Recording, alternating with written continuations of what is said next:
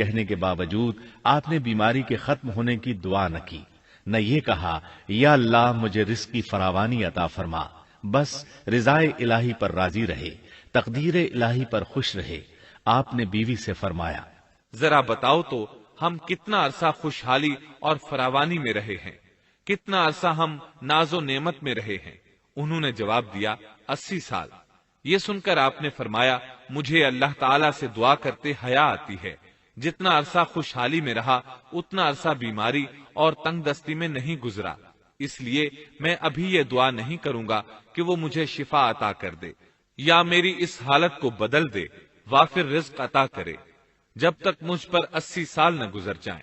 جس طرح میں 80 سال ناز و نعمت کی بہاریں دیکھتا رہا، اسی طرح 80 سال تک میں اسی حالت پر صبر کا دامن تھامے رہوں گا، تندرستی کا سوال نہیں کروں گا۔ آپ کے اس جواب پر بیوی صاحبہ مایوس ہو گئیں، اس لیے کہ انہیں تو بیماری کے ختم ہونے کی اور اچھے دنوں کے دوبارہ آنے کی امید تھی۔ آپ کی بات سن کر وہ بولیں، تب یہ آزمائش کی گھڑی کب ختم ہوگی؟ چونکہ اس بات سے اللہ تعالیٰ کی ناشکری ہوتی تھی، اس لیے ایوب علیہ السلام ناراض ہو گئے۔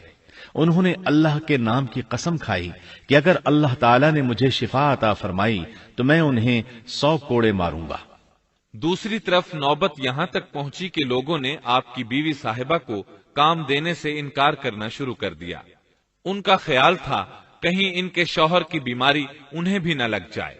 وہ سمجھتے تھے کہ ایوب علیہ السلام کی بیماری چھوت کی ہے، لہٰذا یہ بیماری ان کی بیوی کے واسطے سے انہیں بھی لگ سکتی ہے۔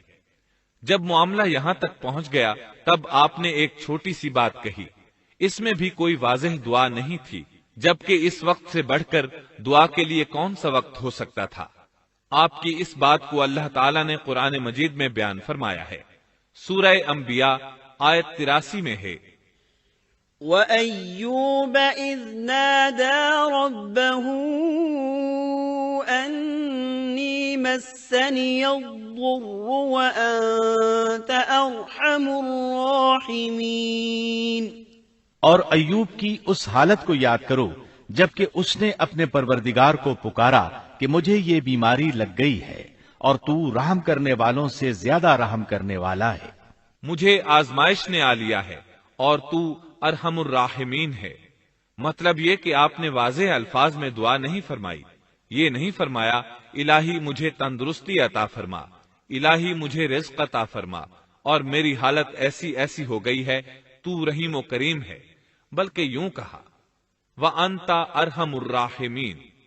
عرض کیا میری نسبت میری حالت کو تو ہی بہتر جاننے والا ہے۔ اللہ تعالیٰ